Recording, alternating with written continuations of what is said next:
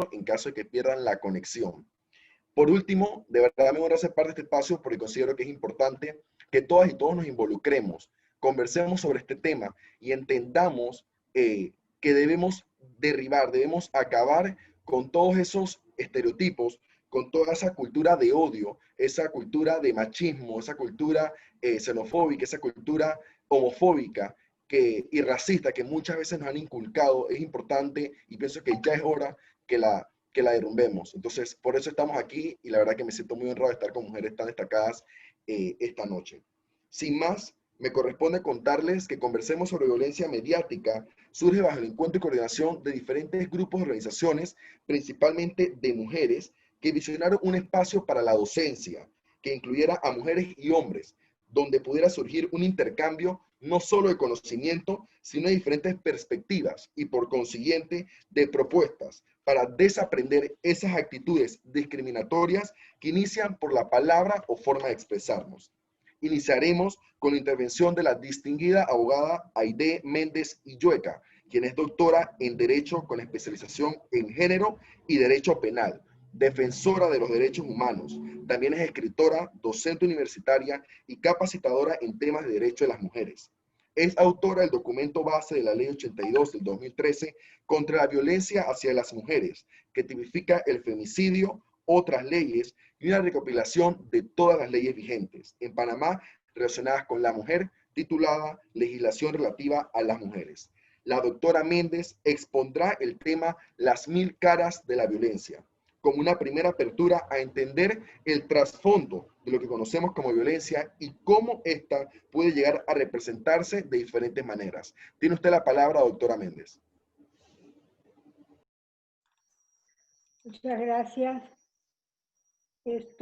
Bienvenidos, primero que nada, y bienvenidas al primer conservatorio de esta campaña Panamá Mujeres. Es el primero de un ciclo de conversatorios que pensamos hacer, debates sobre los derechos de las mujeres, talleres de formación y difusión de cápsulas sobre mujeres panameñas que han destacado tanto en la historia como en la actualidad. Pretendemos ser contestatarias y contestatarios contra la discriminación y los prejuicios mediante las redes sociales y todos los medios de comunicación que estén a nuestro alcance, para combatir la ideología patriarcal y la influencia de los grupos antiderechos y dar a conocer las 1000 caras que tiene la violencia contra las mujeres y otros grupos vulnerables. Nos comprometemos a refutar los mensajes falsos, malintencionados y estereotipados que tienen como objetivo volvernos a colocar a las mujeres en situación de inferioridad que hemos sufrido históricamente y que ahora no aceptamos.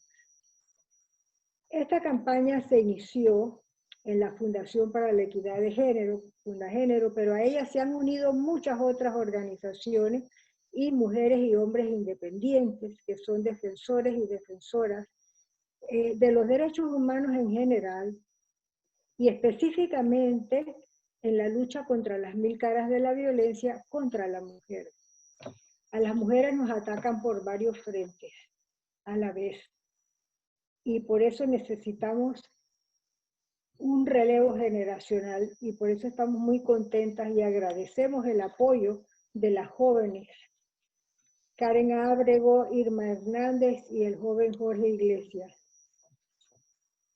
La pandemia que vivimos ha servido para poner en evidencia el hecho de que el Estado no invierte suficiente en los derechos humanos de las mujeres y sobre todo ha puesto en evidencia el incumplimiento de la ley, que es más evidente que la falta de leyes, porque tenemos, aunque faltan algunas leyes, y esto es necesario modificar otras. Lo más importante es que se cumplan las que hay y que se lleven a cabo las políticas públicas establecidas por estas leyes, porque hasta ahora ha faltado voluntad política para ello. Hasta 1981, cuando Panamá aprobó la Convención sobre la Eliminación de todas las formas de discriminación contra la mujer, la CEDAW, La única forma reconocida de violencia contra la mujer era la violencia doméstica, pero era solo una falta. No se reconoció como delito hasta 1995 con la Ley 27 que desarrolla la Convención Belén do Pará, que dicho sea de paso es interamericana y es la primera convención regional sobre derechos de la mujer, porque Latinoamérica es un espacio muy violento. Y esta convención, Belén do Pará, describió la violencia en general contra la mujer como cualquier acción, conducta u omisión basada en su género que cause muerte, daño o sufrimiento físico, sexual o psicológico, tanto en el ámbito público como privado. Esto quiere decir que incluye todos los lugares en que puede suceder la violencia, en el hogar, en el trabajo o en la comunidad. Lo malo es que muchas mujeres no saben que sufren la violencia, por eso hay que capacitar. La otra diapositiva, por favor.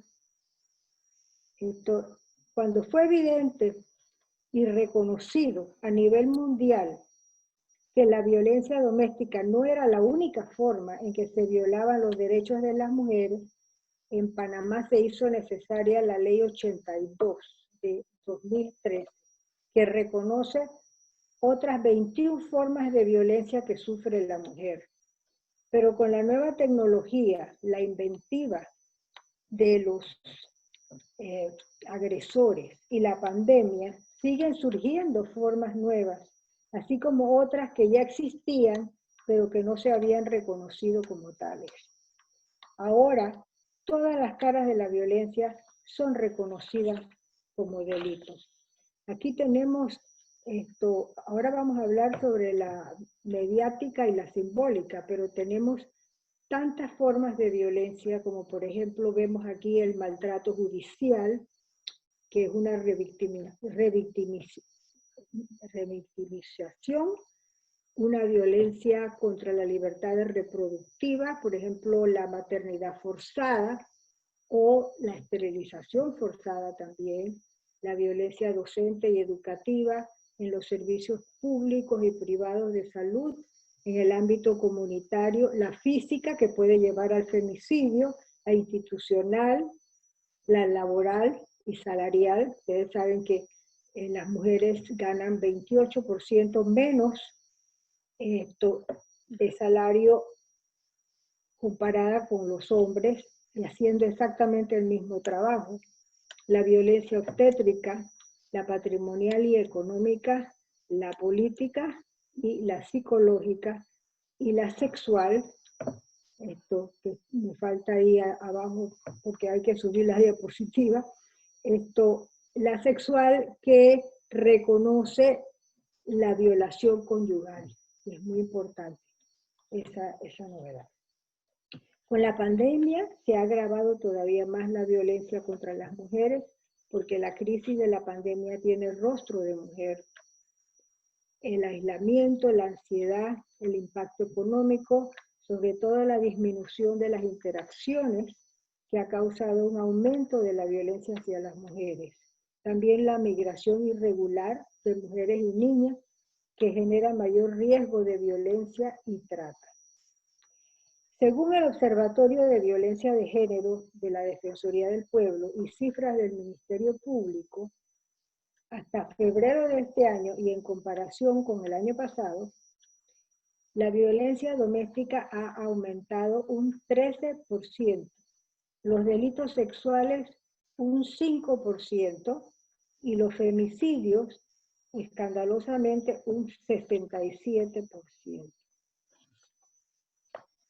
Hoy conversaremos, como dije, sobre la violencia mediática y simbólica que se da en la publicidad sexista y en todos los medios masivos de comunicación, como son los periódicos, las redes sociales, la televisión y la radio. La Ley 82 de 2013 define la violencia mediática de la siguiente forma. Aquella publicación o difusión de mensajes de imágenes estereotipados a través de cualquier medio masivo de comunicación que directa o indirectamente promueva la explotación de mujeres o sus imágenes, injurie, difame, deshonre, humille o atente contra la dignidad de las mujeres, así como la utilización de mujeres en mensajes e imágenes pornográficas, legitimando la desigualdad de trato o que construya patrones socioculturales reproductores de la desigualdad o generadores de violencia contra las mujeres. Sin embargo, las imágenes pornográficas que publica a diario El Siglo siguen siendo la única educación sexual que reciben nuestros niños y adolescentes. Los anuncios sexuales de venta de mujeres siguen publicándose en la crítica, a pesar de que la Ley 79 de 2011 sanciona la explotación sexual con 6 a 8 años de prisión. La Ley 82 también define la violencia simbólica. La próxima diapositiva, que son mensajes, íconos o signos que transmiten o reproducen estereotipos sexistas de dominación o agresión contra las mujeres en cualquier ámbito, público o privado, incluyendo los medios de comunicación social. Pero la Ley 82 no solo definía la violencia mediática y simbólica, y todavía la define, sino que también había establecido sanciones para las empresas mediáticas que la permitían o incurrían en ella. Este artículo de las multas fue modificado por presión de los medios durante la administración pasada y se derogaron las multas, con el argumento de que iban contra la libertad de expresión, cuando en realidad no hay ninguna relación entre la violencia mediática y la libertad de expresión.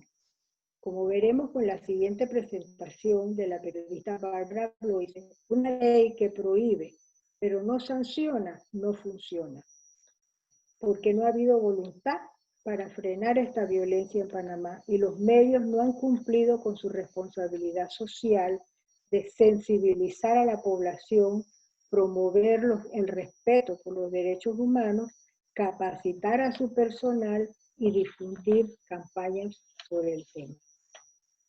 Con eso termino mi presentación. Muchas gracias.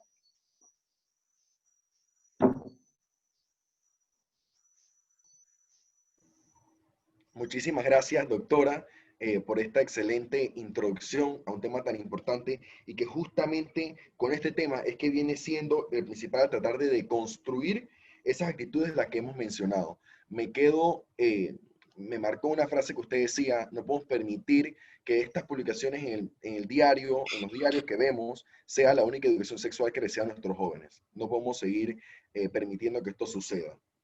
A continuación, ahondaremos un poco más de una manera breve en lo que significa violencia mediática y simbólica, exponiendo ejemplos claros con el propósito de analizarlos en conjunto. Este segundo tema será expuesto por Bárbara Bloise, periodista, docente y especialista en comunicación estratégica, entrenamiento de voceros, género y prevención de la violencia mediática. Es directora del programa radiofónico Agenda Ciudadana, transmitido por Radio Panamá los sábados a las 2 de la tarde. Ha ejercido el periodismo por más de 37 años en la radio, televisión, prensa y medios digitales. Fue directora de SER TV, FETV, del periódico La Universidad también. Periodista de Telemetro, Cable Continente y jefe de redacción del periódico Campus.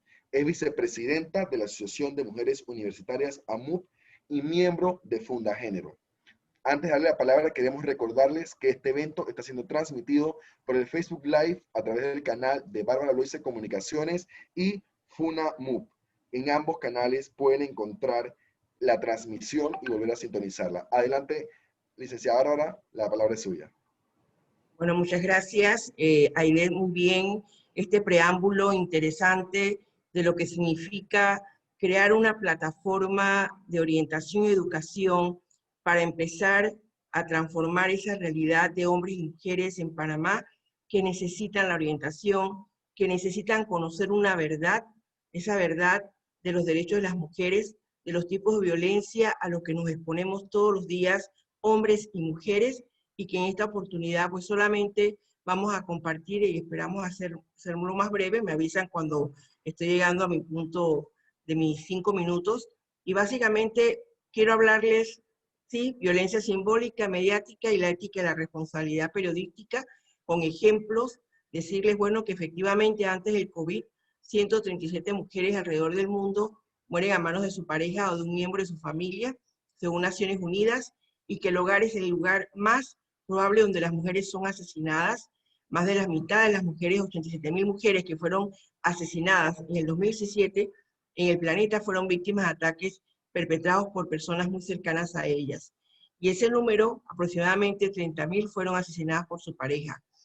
Además de eso, en Panamá, ahora en pandemia, pues tenemos las estadísticas del informe del Ministerio Público, que habla que entre mayo y julio solamente hay en plena cuarentena 4.022 mujeres denunciaron ser víctimas de la violencia, 1.000 casos al mes aproximadamente. Cada día aumenta el riesgo de muerte al estar encerradas con su agresor y por supuesto están expuestas a esa violencia que de alguna manera el no entender esta necesidad que tenemos todos de buscar equilibrio, equidad en la información, en los mensajes, en los contenidos, y saber reconocer cuándo estamos atentando a través del lenguaje con la vida y la dignidad de las mujeres y por supuesto de la familia. En este sentido, bueno, cuando hablamos de la violencia simbólica, como decía muy bien Aide, se hablaba de ejercer esos patrones, esos estereotipos, esos mensajes, y que a mí lo que más me ha impactado y nos ha motivado a estar aquí con ustedes y que hemos tratado de organizar este movimiento alrededor de mujeres y de organizaciones de mujeres que sufren todos los días, las mujeres, las diputadas, la violencia política, que más adelante estaremos haciendo un ciclo, un conversatorio sobre el tema, es precisamente que podamos entender qué nos toca a nosotros asumir en esta información que recibimos todos los días. Y así como ustedes ven en la publicidad, pues también pues hay desigualdad en los medios de comunicación, no se respeta, no hay esa posibilidad de que la publicidad especial exista el respeto y el tratamiento informativo adecuado.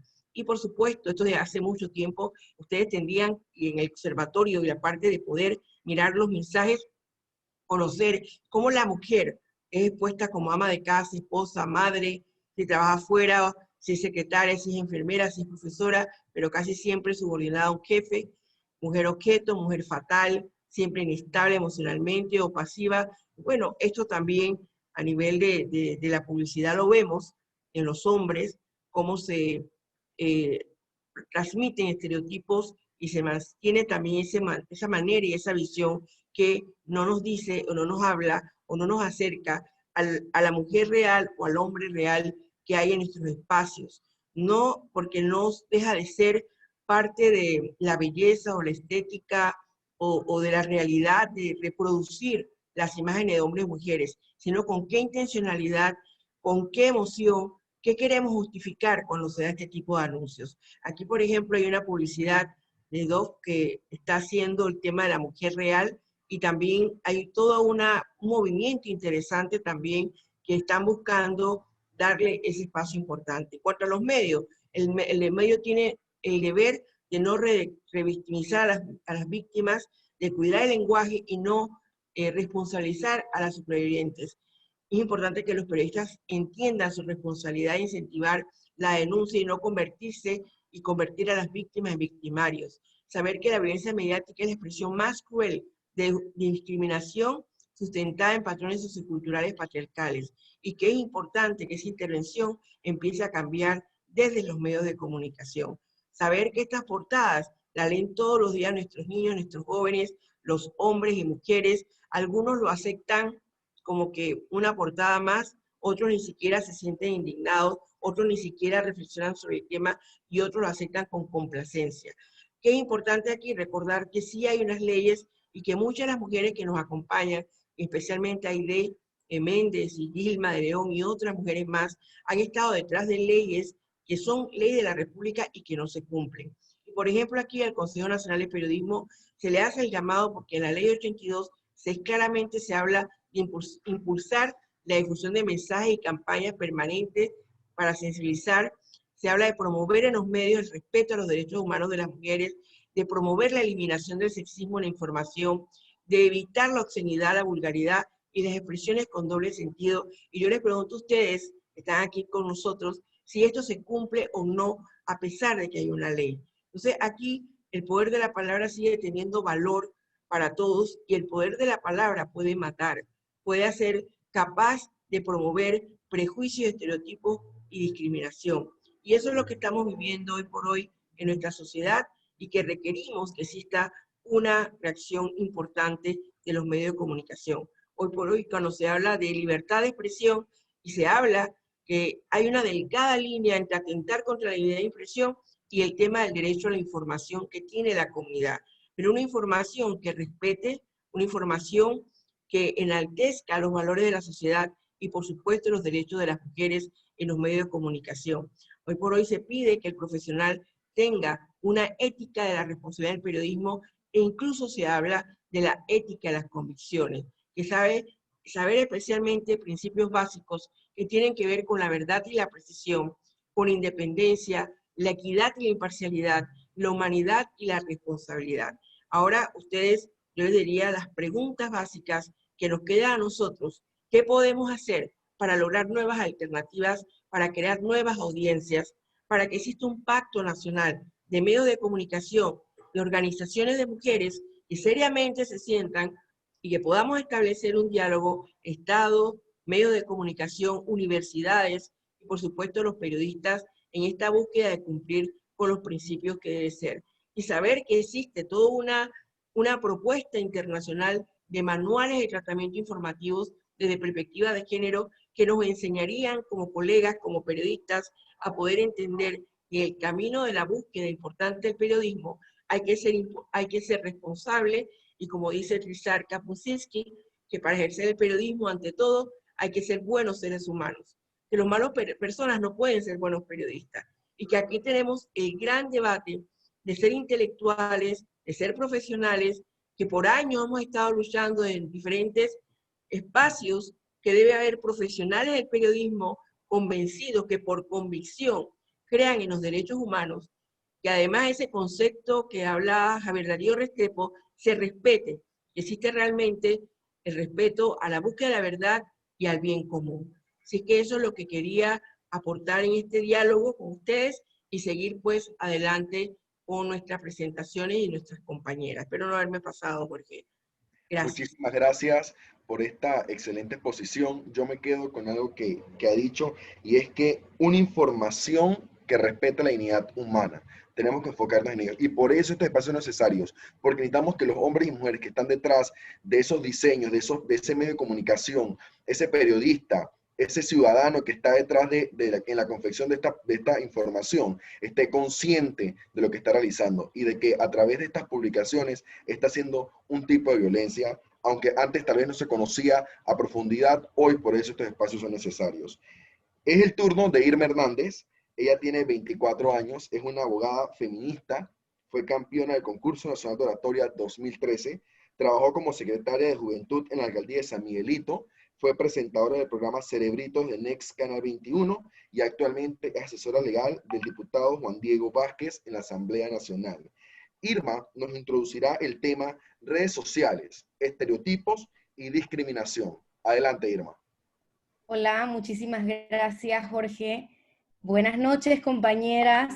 Me siento muy honrada, muy contenta de estar aquí con tantas mujeres de tanta trayectoria en la lucha por los derechos humanos, y principalmente en la lucha por los derechos de las mujeres.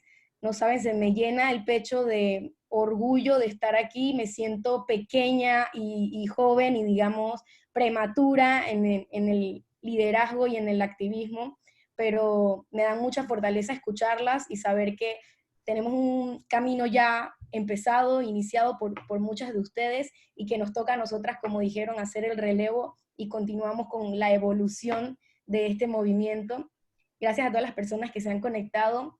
Mi tema, me toca hoy hablarles acerca de pues las redes sociales, los estereotipos que existen y la discriminación que podemos encontrar, y cómo se relaciona esto con la violencia mediática.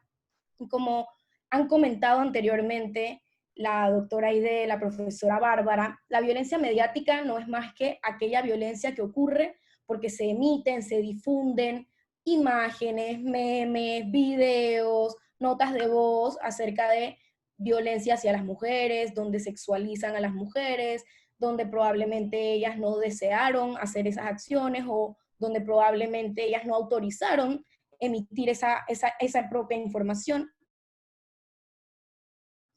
Y como también han mencionado, esas acciones que humillan, que difaman, que oprimen, acciones ilegales, y parte de estos esfuerzos que estamos realizando es por hacer conocer la norma, por hacer cumplir la norma y por más que nada educar a las personas en este tema.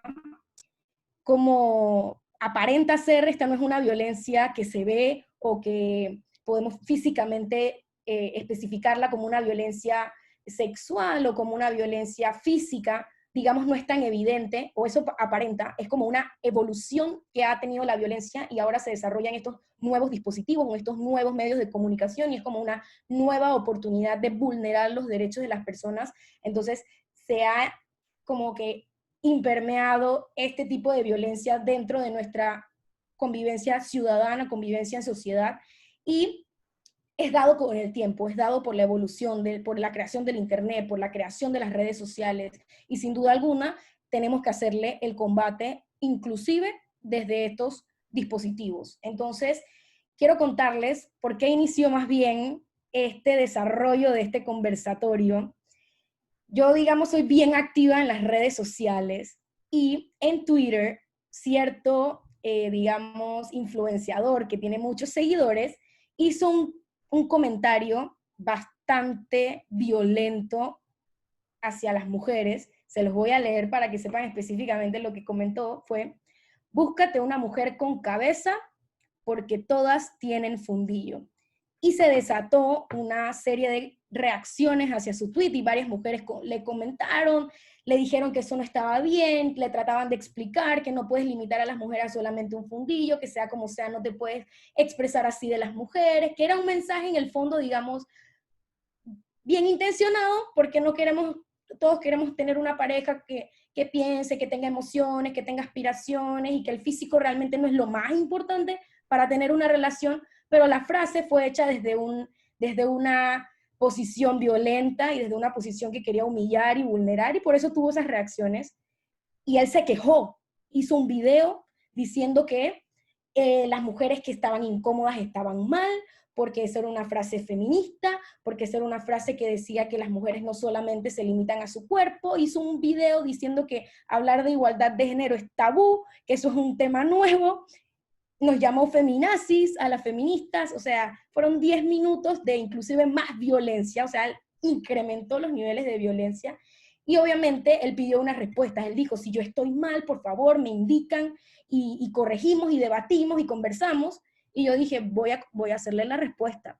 Y le contesté el video también con 10 minutos, con argumentos como muchos los que han expresado las que me han antecedido, explicándole por qué hacer comentarios como este nos humilla a las mujeres, no crea nada positivo, crea morbo, hace que la gente se incomode, hace que se piense en el fundillo. O sea, realmente no era un mensaje positivo y sí nos vulneraba a las mujeres. Entonces se armó esta ola nuevamente en redes sociales de sí, sí, no, y muchas mujeres salieron a defender y a decir: estoy contigo, Irma, estamos juntas. La profesora Bárbara hizo su video también contestando, y decidimos como en conclusión que en verdad hacía falta brindar un tipo más de educación a la gente, que reconozcan estos tipos de violencia, porque como les mencioné, parece que no son tan grandes o que no son tan importantes, pero son violencias que afectan directamente y que no podemos normalizar. No podemos creer que porque eso ocurre mucho, o porque lo hacen mucho, o porque siempre se ha hecho, es lo que siempre tiene que seguir ocurriendo. En algún momento las cosas tienen que empezar a cambiar, y creo fielmente que nosotras estamos siendo pues parte de ese cambio. Y como vieron, esto fue a través de las redes sociales, fue a través de Twitter, digamos, redes sociales más nuevas, no los medios de comunicación tradicionales como la televisión, el periódico, la radio, sino ahora cada quien con su dispositivo tiene la oportunidad de expresar sus ideas, y esto ha abierto una gavela mucho más amplia de este tipo de exposición, a este tipo de violencia mediática. Instagram, lo que es Facebook, Twitter, WhatsApp, ¿cuántos grupos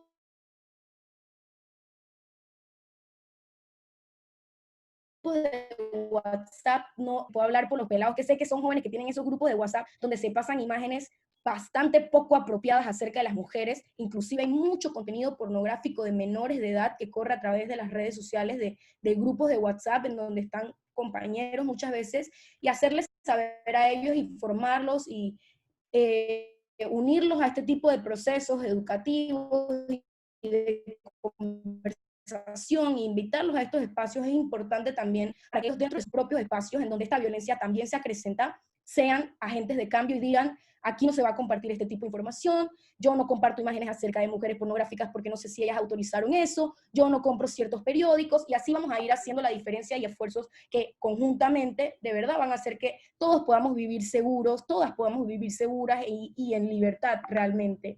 La profesora Bárbara comentaba que otros pueden que acepten este tipo de violencia, pero es que está tan normalizada y está tan metida como en el chip de las personas, y es que está en todas partes. La música, ahora el reggaetón, tiene tantas frases que normalizamos los jóvenes, y que les puedo decir, las jóvenes bailamos esas canciones en las discotecas, y a pesar de que sabemos que están mal, esa música se va repitiendo y va entrando, y la escuchan niñas, la escuchan niños, y eso solamente va formando ciudadanos y ciudadanas que tienen eso en la cabeza, y que no piensan positivo acerca de las mujeres, sino que sexualizan a las mujeres. Y existen muchos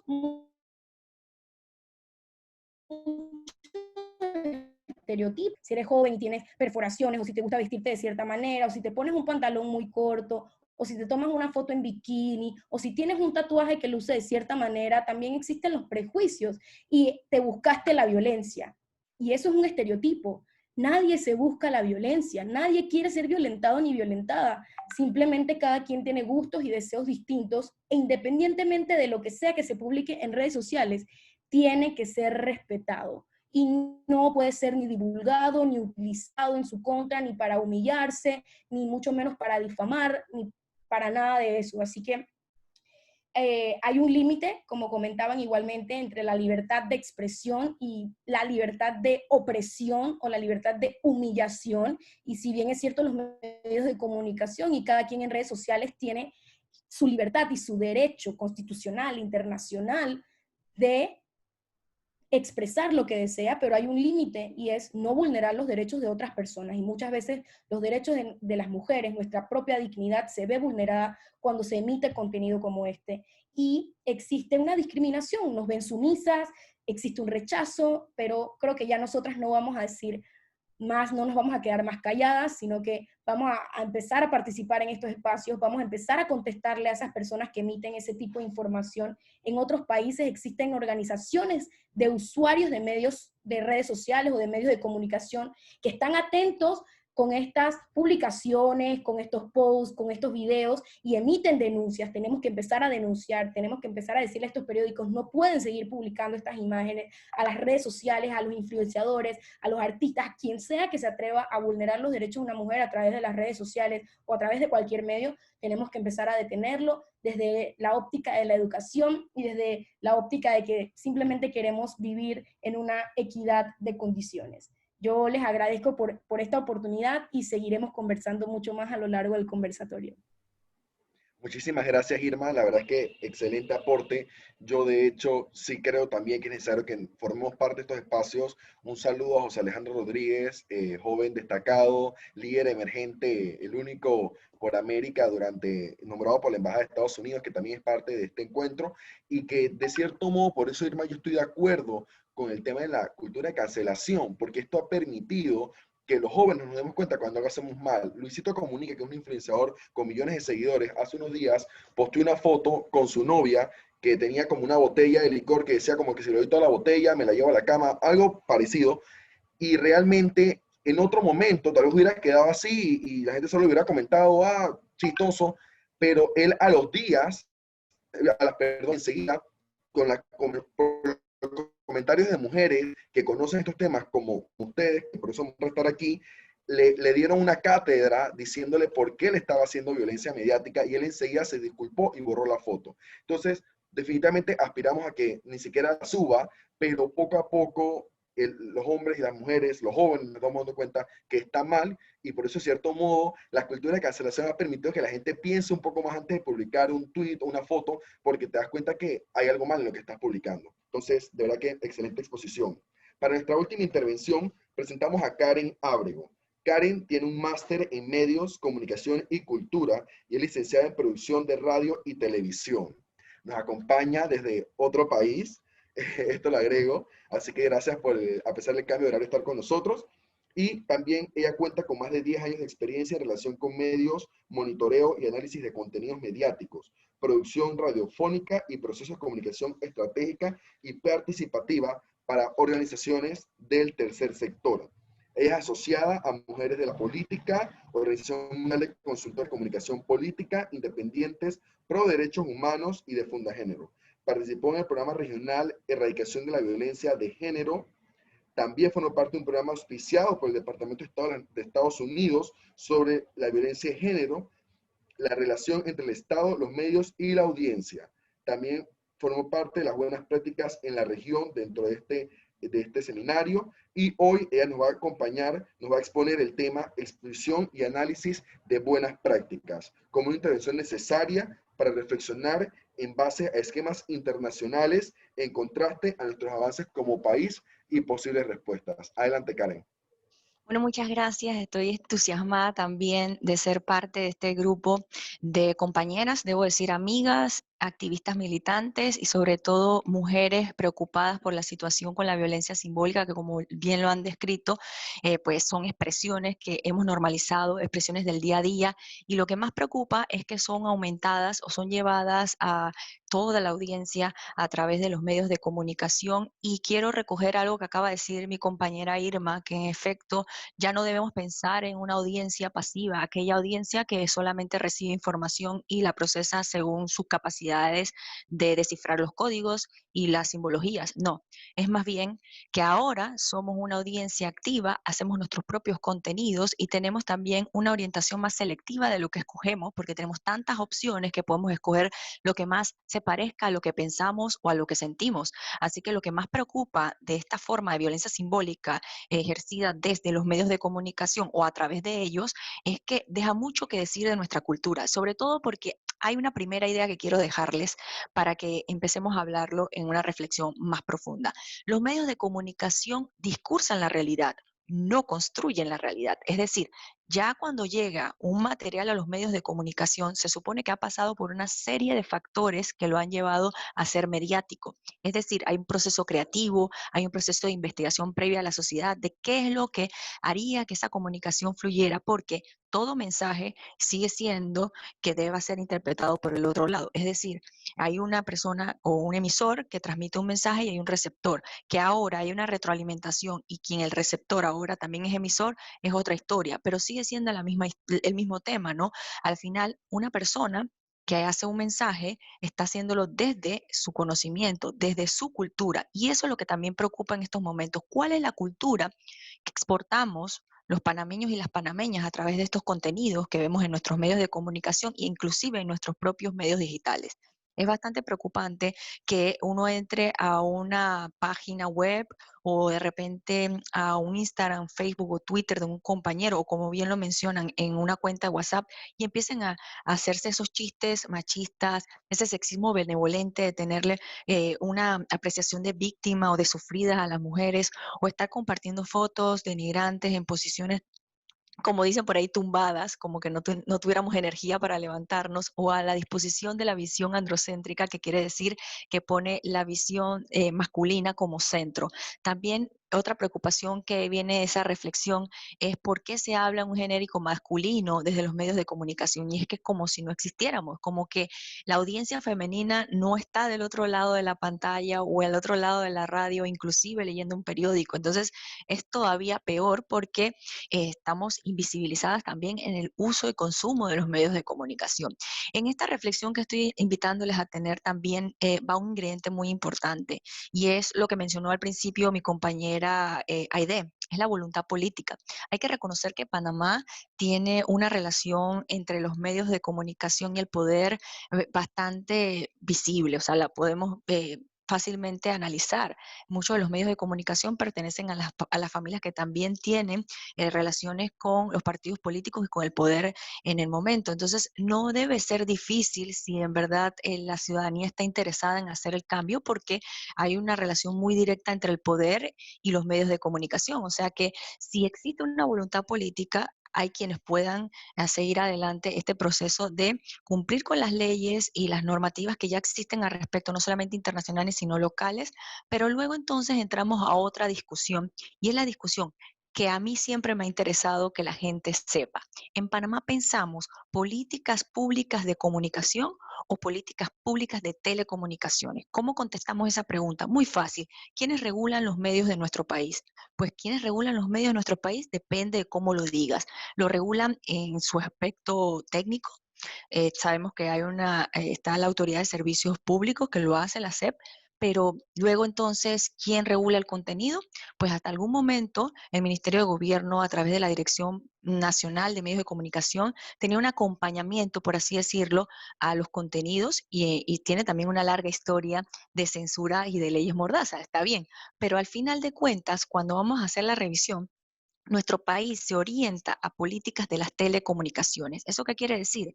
Que ven a los ciudadanos y a las ciudadanas como consumidores y no como audiencia, y que hablan de conectar como si nosotros no fuéramos seres humanos, sino más bien una laptop, una refrigeradora, en vez de hablar de comunicar, educar y entretener. Eso es lo que también hay que tomar en consideración, es que muchas veces existen las leyes, las normativas, pero cómo reglamentamos y cómo las ponemos en práctica si la misma visión en nuestro estado es que regulemos los medios como unas empresas privadas. La radio y la televisión tienen juntas de autorregulación, es decir, acuerdos que ellos mismos entre las empresas se hacen para que, pues digamos, no se pasen de ciertos contenidos, y sí se respeta hasta donde sé la clasificación de los contenidos de los infantes. Pero hay otra serie de aspectos de la violencia simbólica mediatizada que no se ven. Por ejemplo, en la publicidad, como bien lo mencionan también en la música, en las presentaciones de las mujeres. Hay una parte que siempre me ha llamado la atención sobre lo que acabamos de hablar, el cuerpo de la mujer cedido y a la vez también privado, porque por un lado queremos que la mujer no esté enseñando nada en ningún lado, o sea, que el short ya no exista, que no se deje ver la barriga, que esté erguida, que se cubra los senos, pero del otro lado permitimos que la publicidad sí las cosifique, o sea, las utilice como cosas, como objetos intermediarios para dar a conocer productos o servicios. Entonces, este doble discurso también es digno de reflexión. ¿Cuándo estamos dispuestas a que las mujeres ya acaben con su confinamiento físico y simbólico, y cuando sí estamos permitiendo que las mujeres salgan y usen lo que quieran, cuando quieran, siempre que esté bajo la visión masculina de cómo pues dar más de su cuerpo para llamar la atención de esos consumidores? Eso es un tema que más adelante podremos discutir. Y una última reflexión que quisiera dejar en mi tiempo es que definitivamente hemos hecho de todo para pensar en que los medios tradicionales puedan cambiar sus discursos, pero también tenemos que hablar que nosotros como audiencia tenemos un trabajo. ¿Cuál es el trabajo? Observar, analizar, discriminar. O sea, si realmente nosotras y nosotros somos selectivos con lo que consumimos, ese tipo de imágenes, ese tipo de chistes de mal gusto, o esas formas en que estereotipamos, estigmatizamos y discriminamos a las personas porque queremos generalizarlas y ponerlas en grandes bloques en donde muchas veces no son las mejores características las que se resaltan, entonces también estamos haciendo un trabajo mal internamente. Tenemos que revisarnos como audiencia. Si bien es cierto, tenemos falta de alfabetización mediática, es decir, falta de conocimiento de cómo consumir los contenidos mediáticos, eso no nos exime de que nosotros no estudiemos por qué se representa de una manera a la mujer versus al hombre. Así que yo lo dejo hasta ahí porque sé que van a venir preguntas de ese tipo, y hay mucha tela que cortar con el tema de la voluntad política en nuestro país. Muchísimas gracias, Karen. Excelentes aportes.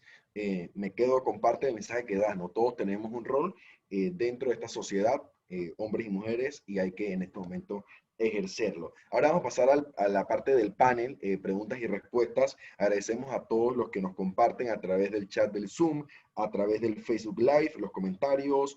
Wendy nos dice, excelente expositora, felicidades Irma, felicidades profesora Bárbara, excelente tema, lo dice Mitzi Ramos. Estefanía Cubillos dice, excelente presentación y muy real, entre otros comentarios. Les agradecemos a todos su sintonía.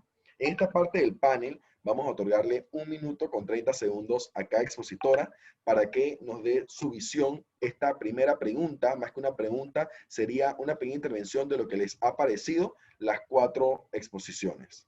Empezamos con la doctora Méndez. Sí, esto me ha parecido excelente porque han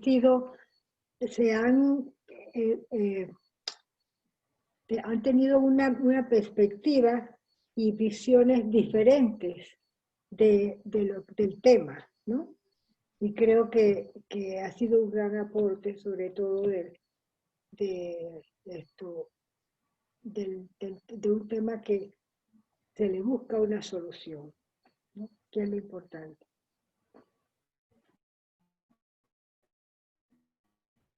Gracias, doctora Méndez. Le damos la palabra a la licenciada Yo Bárbara. siento que el tema nos permite enfocar y ser más directas en lo que queremos, ¿no? Hay una parte de la palabra y la acción que se ha presentado aquí. La visión de la parte legal, tenemos unas leyes que están ahí, ¿funcionan o no? Son las preguntas. Nos quedan más preguntas que respuestas, pero también nos queda la posibilidad de unirnos con toda esta cantidad, más de 68 personas en esta actividad, que nos digan qué vamos a hacer.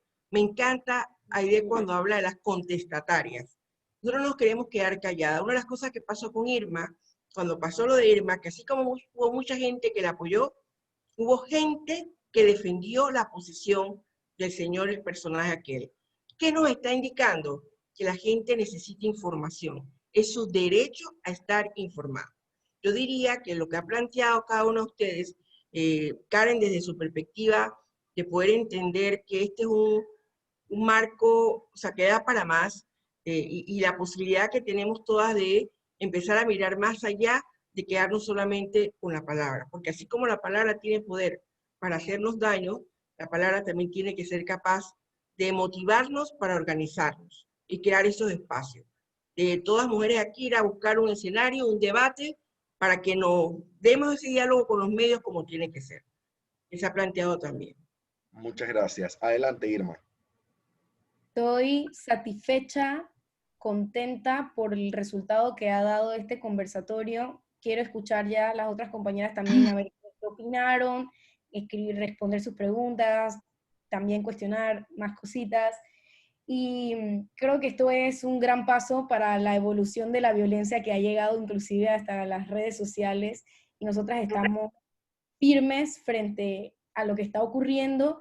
Creo que cosas bien interesantes van a partir de las mujeres que estamos realizando que esto sucede y diciendo que no queremos que suceda más, utilizando todas las herramientas que tenemos, tanto legales como comunicativas, como lo que tenemos simplemente a nuestra mano, que es muchas veces escribir un tweet o subir un video, subir una foto, todo cuenta para poder seguir combatiendo la violencia desde diferentes ópticas, y estoy orgullosa de haber estado aquí. Gracias.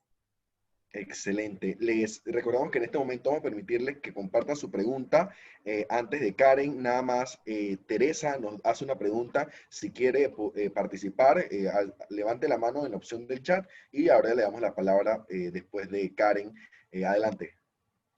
Yo tengo unos sentimientos en estos momentos que no puedo describir, porque creo que este es el primer paso que veo más firme que nunca, la convicción que tenemos las mujeres en transformar nuestras realidades. Es más, he sentido que se ha mediatizado todo, la política, el deporte, la religión, inclusive las simetrías de género, y es lo que más preocupa, ¿no? Que hablamos de tener contenidos mediáticos pro derechos humanos, pero también debemos cuestionarnos quién nos defiende nuestros derechos humanos. Hay que hablar acerca de las políticas públicas. A mí me preocupa mucho que no le prestemos atención a que existen las leyes, no hay reglamentaciones y no se le ha puesto la tarea debida a cada una de las instituciones gubernamentales para darle ese seguimiento. Las empresas privadas seguirán haciendo su trabajo y mientras que consuman, o sea, nosotros, porque me voy a unir a este grupo de personas que vemos televisión, escuchamos radio y compramos periódicos, e inclusive ahora en sus medios digitales, entonces la situación no va a cambiar. Eso que hay que hacer, que es esto, quebrar el asunto, visibilizar la violencia simbólica primero, que es la que digamos, es la madre de todas las violencias. Si hacemos esa analogía del iceberg, la violencia simbólica es la que está en la base, de ahí todo lo demás va creciendo hasta llegar a la punta, a la cúspide, cuando perdemos la vida de una mujer a causa de un femicidio. Entonces, eso es algo que hay que tenerlo siempre presente. La violencia simbólica es una violencia soterrada, es invisible, es dificilísima de analizarla si no tienes estos sentidos agudos y hablamos desde los derechos humanos.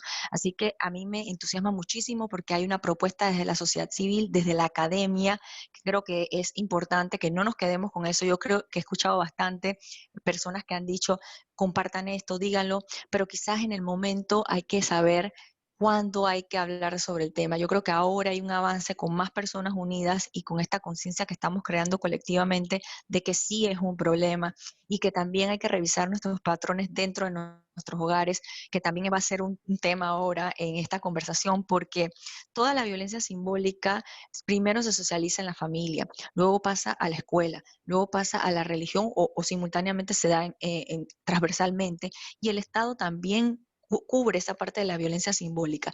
Así que hay que hablar también de cómo nosotros hemos sido criadas, cómo nos han dicho cómo movernos con nuestro cuerpo, cuando hay que sentarse con las piernas cerradas, cuando hay que cruzar los brazos, cuando no hay que mostrar más del cuerpo, y luego te encuentras con una sociedad en la que el cuerpo es prácticamente esposado de todo tipo de respeto. Entonces, ¿dónde está el movimiento para la mujer? ¿Cómo yo me puedo comportar en una sociedad si todo el tiempo me están juzgando? Así que este es un tema bien interesante y estoy muy contenta de abordarlo con ustedes.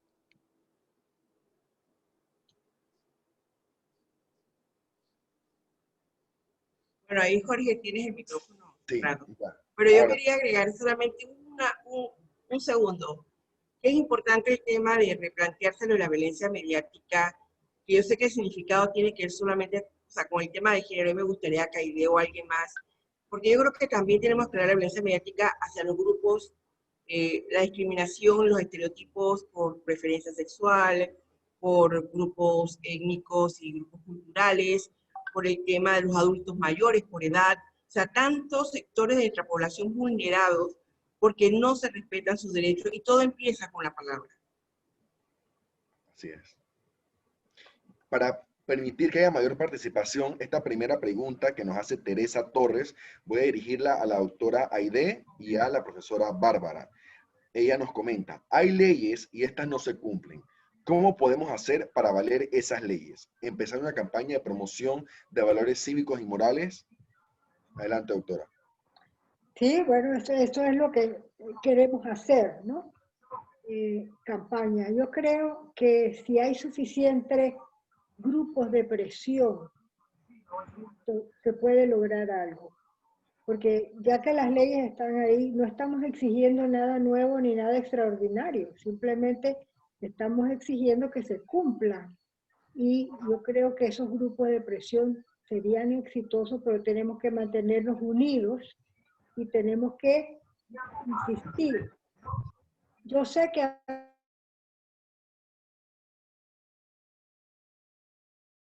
veces suena como poco a poco, como dice el dicho, va la vieja rayando el coco. Y yo creo que si nos volvemos una gota y le damos y le damos y le damos, y estamos en la verdad y en la razón, porque tenemos las leyes a nuestro favor, yo creo que se puede lograr algo. Pero lo importante es que nos mantengamos unidas y unidos. ¿Ok? Muchas gracias. Adelante, profesora. Bárbara. Yo creo que aquí el tema de las leyes, primero es el conocimiento.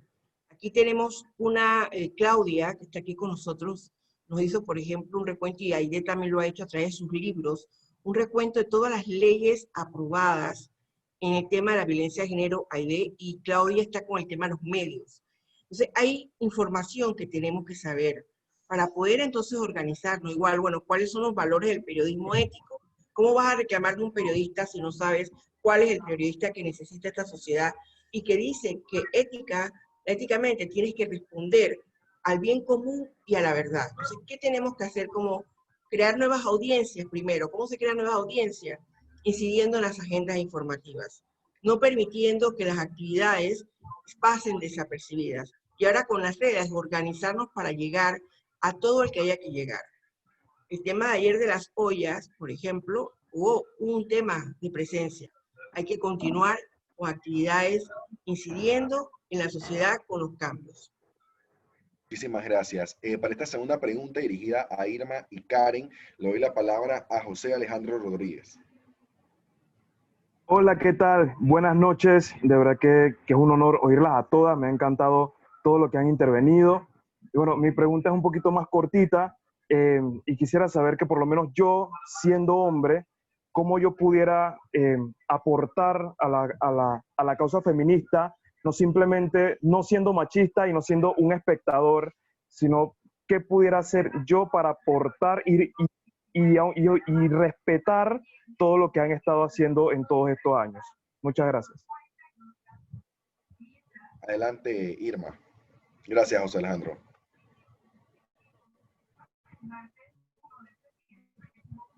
Cámara. El micrófono. Gracias. Hola, José. Qué bueno verte. Bueno, en verdad es una pregunta súper válida, es una pregunta que esperamos que nos hagan nuestros compañeros. ¿Qué podemos hacer para que ustedes se sientan más cómodas? Y yo creo que internalizar que son patrones que hemos vivido, que hemos aprendido culturalmente, que muchas veces no tenemos la culpa de haber adquirido ese pensamiento o como que ver las cosas con cierto morbo, con cierta perversión, pero cuando ya llegamos, digo, a un cierto grado de realización, como lo has hecho, te empiezas a cuestionar qué puedo hacer además, ¿no? De evitar ser violento, de tratar bien a las mujeres alrededor mío, eso es lo que podemos empezar a hacer como varones. Creo yo, ayudar a nuestras madres en las tareas del hogar, evitar formar parte de estos grupos de WhatsApp. Yo sé que tú eres un pelado también que conoces esos grupos de WhatsApp que yo comento, donde los pelados se comparten imágenes muy feas y poco apropiadas y muchas veces con menores de edad, ser ese agente de cambio en estos grupos de varones y decir, hey, frenes, yo ya no quiero compartir este contenido, ayudar a compañeras que están en la lucha o que digo, tienen iniciativas como estas, compartir esto, ponte conversatorios como este, invitar a otros amigos a que participen en conversatorios como este, también es una buena forma de hacer que se involucren, que conozcan más, obviamente investigar, leer, interesarse y siempre pues estar preocupados, yo creo, en que nosotras nos estemos seguras. Yo creo que ustedes la intención no es, los que son buenos, no hacernos sufrir ni humillarnos y quieren enmendar muchas veces los comportamientos que a veces hacen nuestros otros compañeros y bueno, desde muchas ópticas desde el día a día se puede apoyar a la causa, ayudando en casa, publicando en redes sociales mensajes positivos, no criticando a las mujeres por su cuerpo ni por su imagen, escuchando las opiniones que tienen las mujeres acerca de las situaciones que viven. Y bueno, tú eres un pelado excelente. Gracias por estar aquí. Adelante, Karen. Bueno, me alegra saber que preguntaste esto porque muchas veces no sabemos cómo hacerlo.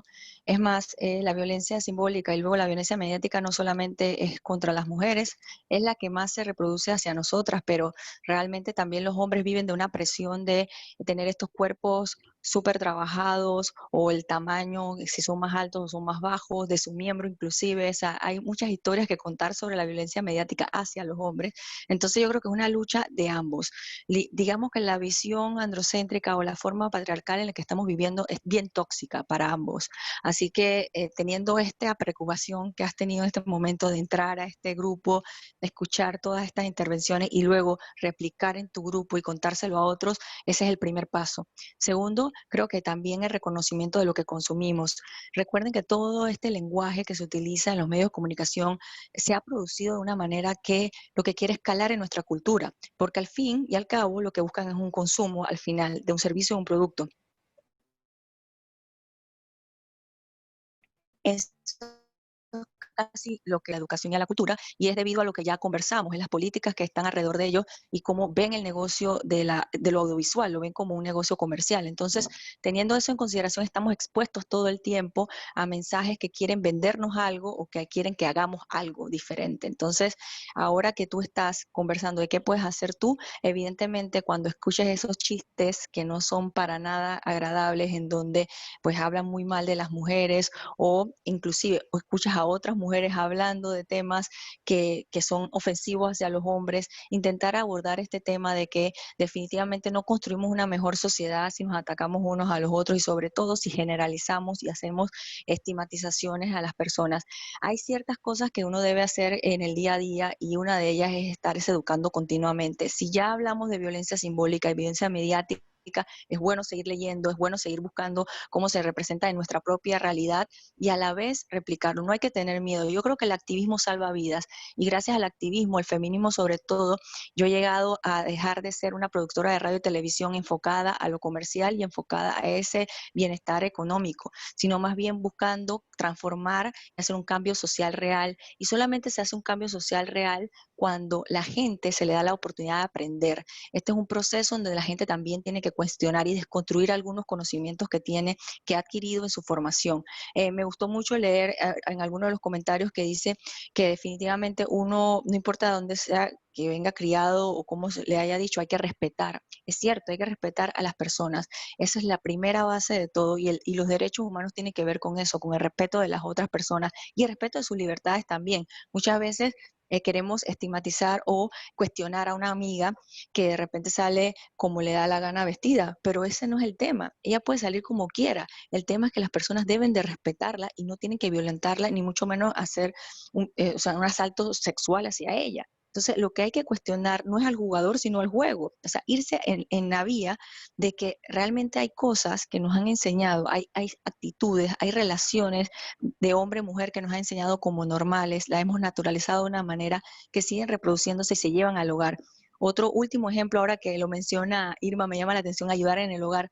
Yo creo que los hombres y las mujeres deben de hacer una repartición equitativa de las labores, porque si bien es cierto, la forma en la que se fueron entregando esas tareas fueron en los tiempos antiguos en donde no existía la tecnología y donde la mujer no salía a trabajar formalmente como lo hace ahora.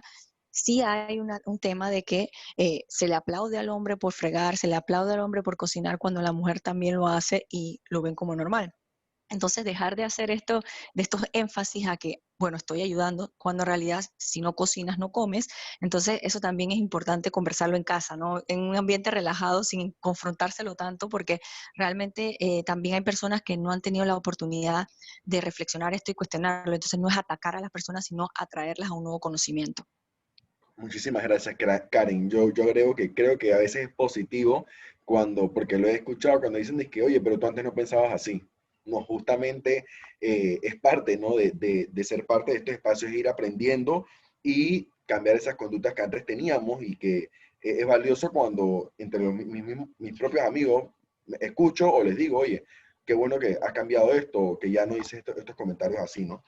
Voy a hacer la siguiente pregunta para la doctora Aidey, para la profesora Bárbara, de Linda Lu. Nos dice, hubo un tiempo de regulación en los medios televisivos sobre programas que son aptos para todo público, hasta solo para adultos. ¿Sabrán qué ha pasado con esto? En el canal TVN hay una novela llamada Nefer, que su violencia actuada es muy real. ¿Existe alguna entidad que regule o multe sobre estos programas que incitan a la violencia? Adelante, doctora. Bueno, ahora mismo no, porque ahora están en la llamada o mal llamada autorregulación. Y entonces, en realidad no existe ninguna regulación.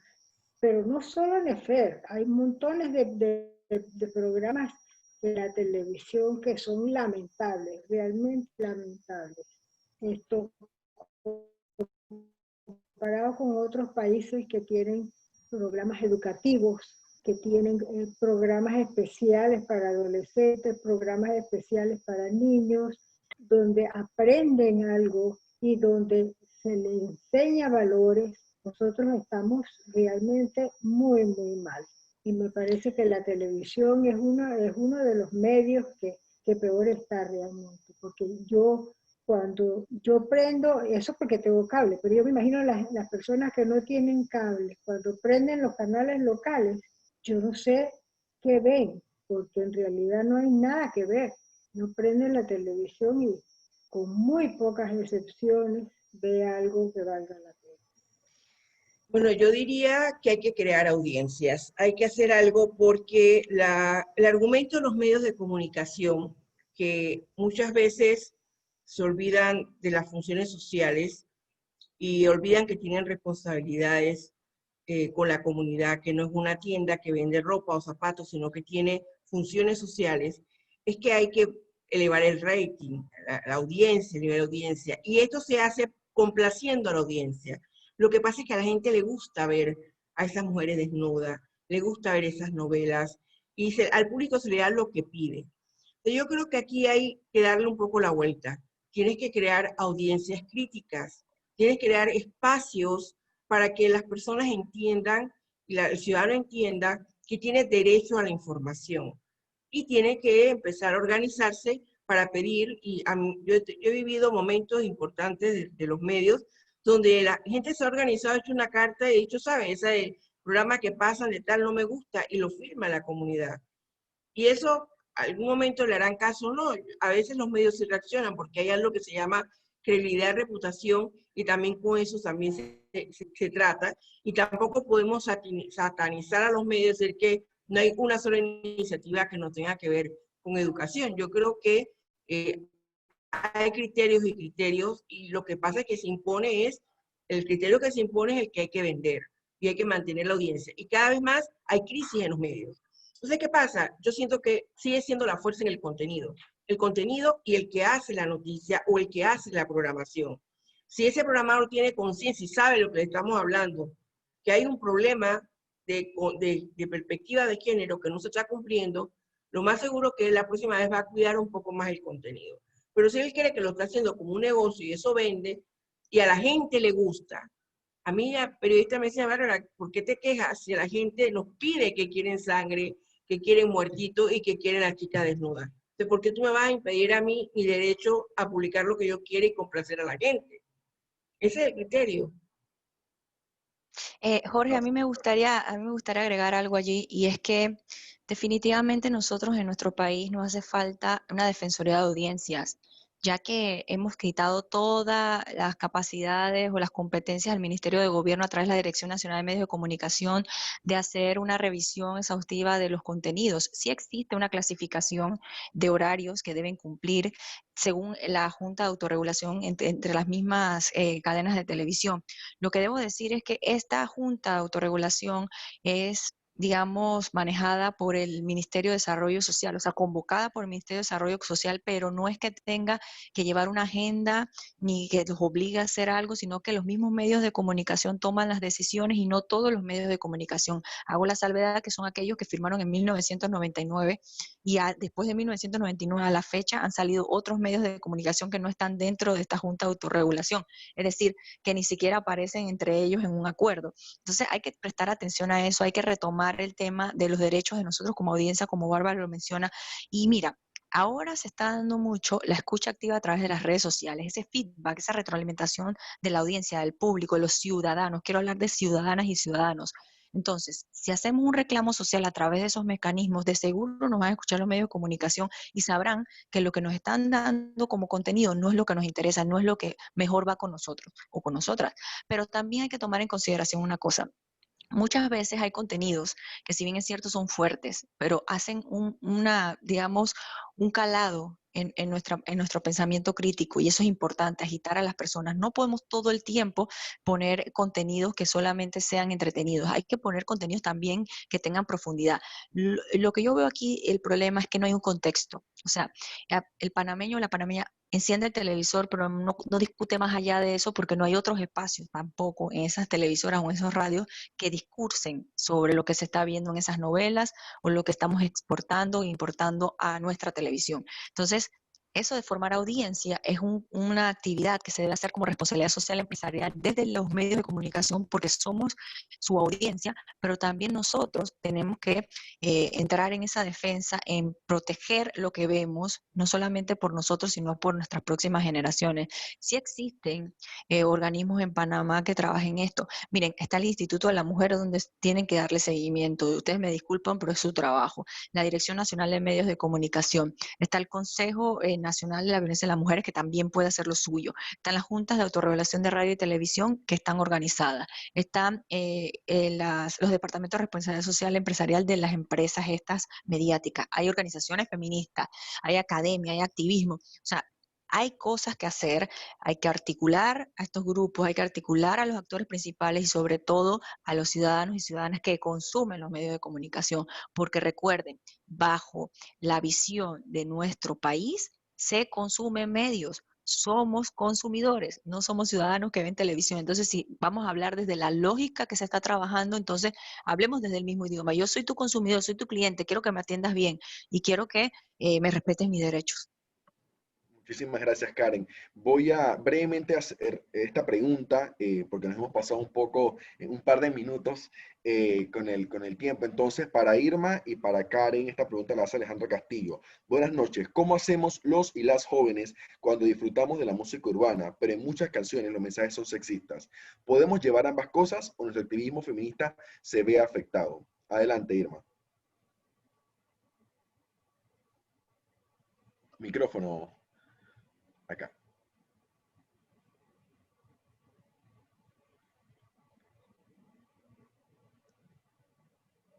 Como yo les comenté cuando estuve conversando, para las personas jóvenes es muy común escuchar en el reggaetón, que es lo que más, digamos, clásicamente se escucha en las fiestas, y dentro de estas canciones obviamente hay mensajes cero positivos, bastante humillantes, que hipersexualizan a las mujeres, que son muy explícitos, y obviamente como consciente de estos temas y sabiendo lo que estamos cantando, sabiendo lo que estamos bailando, existen contradicciones con lo que creemos o con lo que supuestamente estamos profesando, y yo creo que lo más correcto es tratar de desapegarnos de estos, de dejar de consumir, como dice Karen, dejar de consumir a ciertos artistas, dejar de consumir ciertas emisoras, dejar de consumir, digamos, este contenido que sabemos que nos afecta. Es una decisión personal, obviamente no podemos decirle a todo el mundo, no escuches Bad Bunny está súper de moda y también dice que es feminista, entonces tenemos que nosotros mismos discernir por nosotros mismos y cada quien decidir, bueno,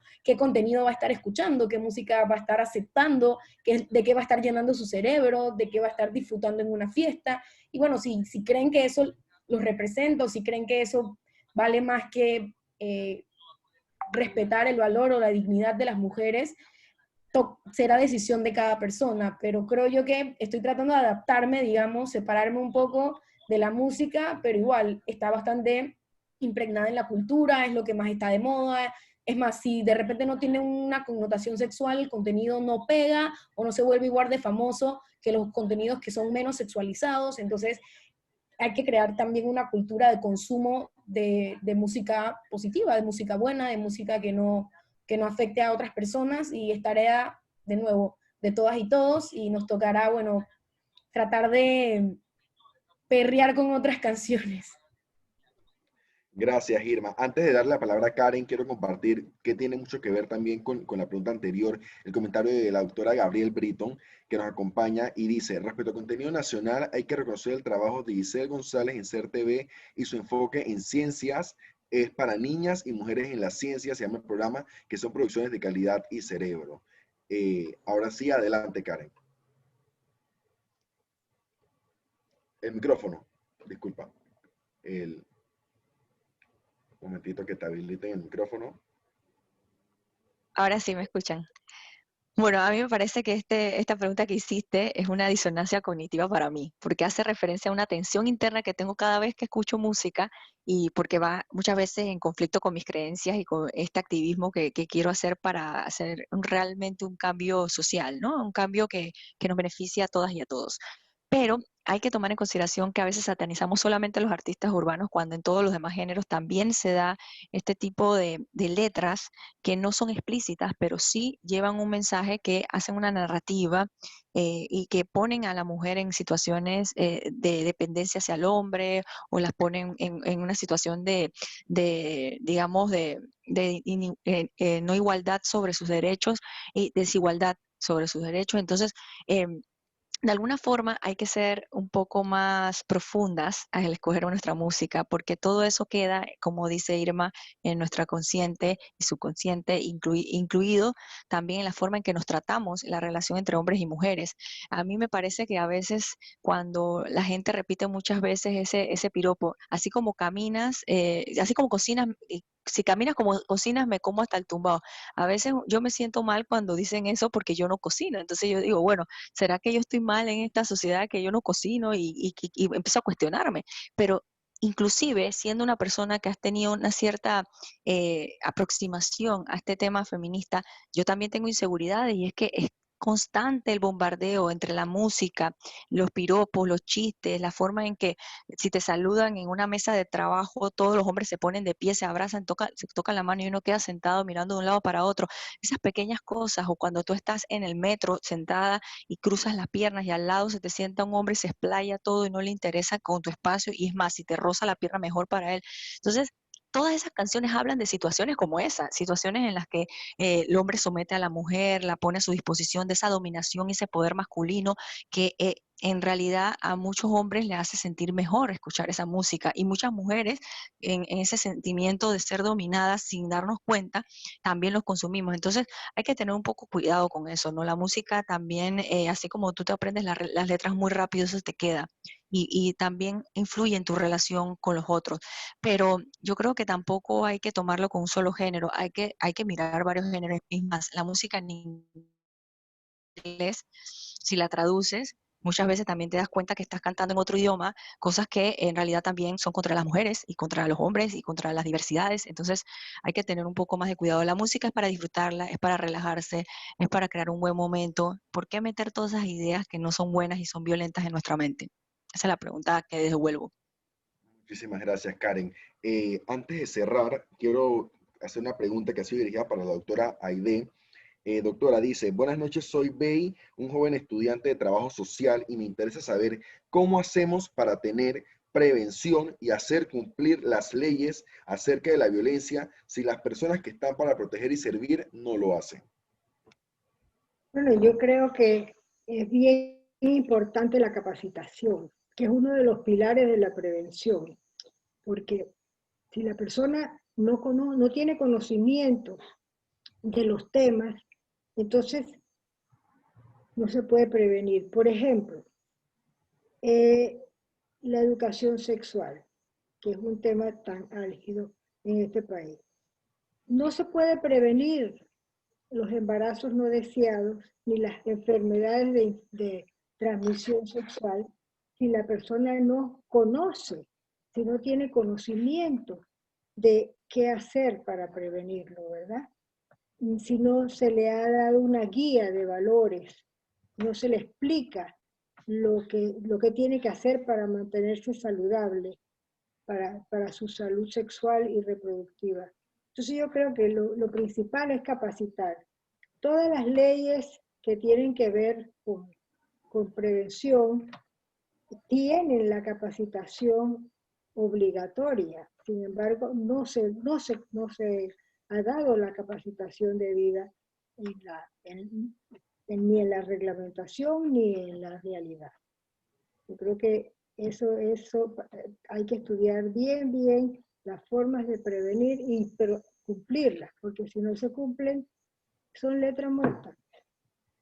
Así es. Muchísimas gracias, doctora. Antes de culminar y darle un espacio para que se despida cada una de nuestras excelentes expositoras, le doy la palabra a Lucy Garcés.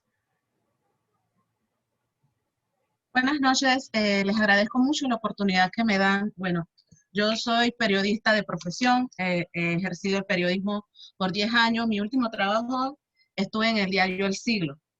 Fue una experiencia bastante, voy a utilizar una palabra bastante chévere, por el hecho de que ahí empecé a ver lo del tema. Yo era más que todo periodista de política. Y empecé básicamente a solidarizarme con las luchas de las mujeres políticas, trabajando básicamente haciendo noticias con relación a las campañas políticas de las mujeres y todas estas cuestiones. Antes de decir mis aportes, yo quería comentarles algo. Yo estaba al frente, por decirlo de un modo, sentada del joven que hace La Roja. La Roja es la parte donde se habla sobre las mujeres que son asesinadas diariamente.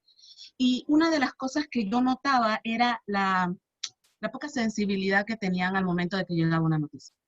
Ah, sí, la mataron. Ah, la descuartizaron. Ah, sí, normal. Era como algo como como que ya no había un tipo de sensibilidad hacia el dolor, no solamente de la familia, de los niños, sino de saber que de quien estamos hablando es una persona, un ser humano. Entonces, eso era algo que me impactaba mucho ver. Ahora, volviendo al tema que estábamos discutiendo, la doctora Bárbara hablaba sobre el tema de que en su intervención, y Karen, mencionaban sobre que los medios de comunicación de alguna forma, o directores, dueños de los medios, cada vez que nosotros proponemos el tema de hacer cambios relacionados al tema de evitar estos tipos de sexismo, lenguajes sexistas, la poca visualización que tenemos en cuanto al tema de referirnos a una mujer, ellos lo ven como un atentado a la libertad de expresión. Y yo creo que ya en estos tiempos tenemos que cambiar, yo creo que la estrategia, ¿no? La estrategia, cambiarla ¿cómo?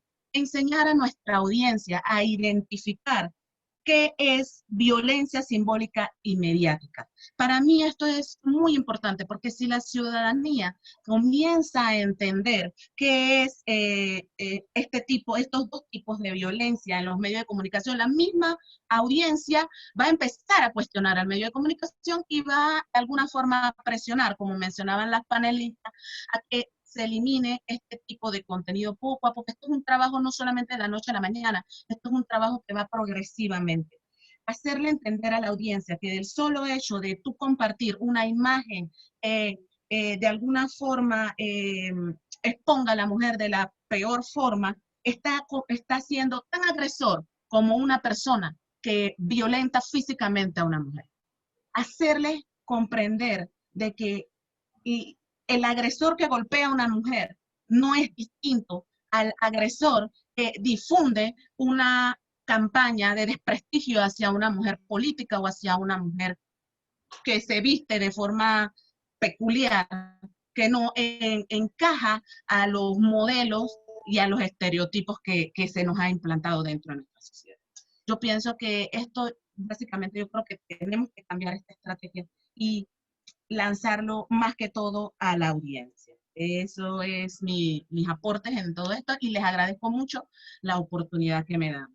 Gracias. Muchísimas gracias a Lucy Garcés por su intervención. Antes de finalizar, les damos un minuto, un minuto y medio para que compartan su reflexión final y sobre todo ese llamado a la acción. En el mismo orden, primero la doctora Aide Méndez. Bueno, en conclusión, yo creo que ha sido lo mejor del conversatorio, ha sido que nos hemos unido, ¿verdad? Personas de diferentes profesiones, de diferentes edades, de diferentes generaciones, y yo creo que esto es importantísimo para llevar a cabo el trabajo que tenemos por delante, que es arduo, pero que no podemos desfallecer en él. Muchas gracias, doctora. Adelante, profesora Bárbara. Bueno, primero coincido con Aide con el tema de educación sexual. Me parece que ahí radica, y yo sé que Aide que está por ahí va a pedir mucho más, con la importancia que tiene que empecemos a hablar de educación sexual con equidad, con ese derecho que tenemos todos, a alejar el morbo, a alejar la desinformación, los mitos de la sexualidad, y eso es importante empezar a hacer un trabajo. Luego invitarlos a todos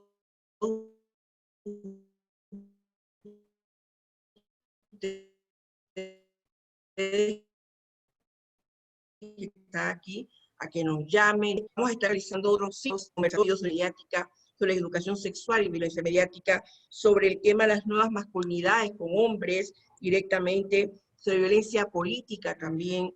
Pero más importante aún, y de verdad me siento muy feliz que Lucy Garcés está aquí porque es una colega que ha estado ejerciendo su profesión y está tomando conciencia de lo que significa hacer un cambio.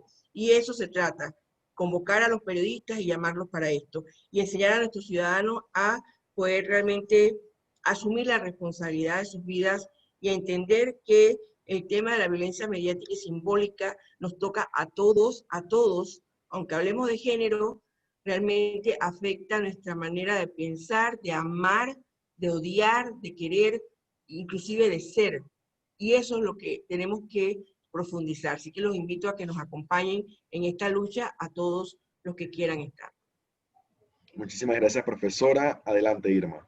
Muchísimas gracias, Jorge. Y la clave, amigas, amigos que estuvieron escuchando, una noche de jueves dedicando un tiempo para capacitación, para educarse, para saber cómo se sienten otras personas, es la organización y la unidad. Y yo creo que eso es lo que hemos logrado a raíz de sufrir muchas veces nosotras mismas algún tipo de violencia a través de las redes sociales. Sé que hay muchas mujeres activistas, muchas mujeres políticas, y todas, sea como sea, o por nuestra imagen, por nuestras fotos, de alguna forma hemos vivido algún tipo de violencia mediática, y saber realizarlo, verlo, cómo se combate, conversarlo, perder ese miedo, romper ese cascarón y decir, ya no voy a guardar más silencio, ya no voy a dejar que lo que me incomode se quede en el silencio, sino que voy a decirlo, voy a comentarlo, voy a decirle a mis compañeras, a mis compañeros, y vamos a conversar al respecto, y creo que este ejercicio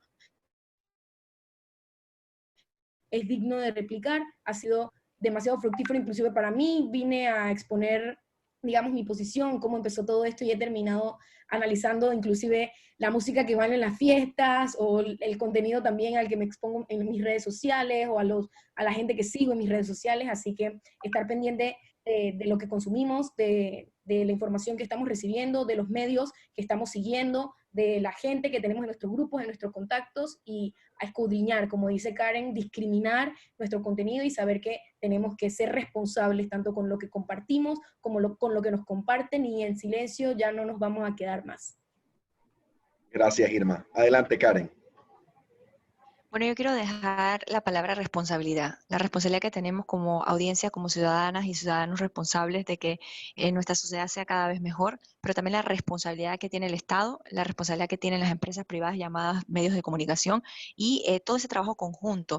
El cuestionarnos también constantemente esas representaciones asimétricas de los sexos, y sobre todo también de la forma en la que nos tratamos al diario, esas formas simbólicas que van pasando a esas formas mediáticas y donde se van reproduciendo de una manera que ya difícilmente podemos controlar y queda siendo como el día a día o la cultura de todos. Yo quiero agradecer la iniciativa a Bárbara. Bárbara fue la que dijo hay que hacer este conversatorio, pues las situaciones que se dieron, pues fuimos nosotras la primera camada, pero van a seguir existiendo más como estos porque son buenísimos los espacios. Aide, que es mi mentora, con Aide he trabajado muchísimo la idea de un espacio para el análisis y el monitoreo de contenidos, para ver cómo desde la academia podemos hacer una iniciativa que, digamos, entre a ayudar a que esta situación cambie.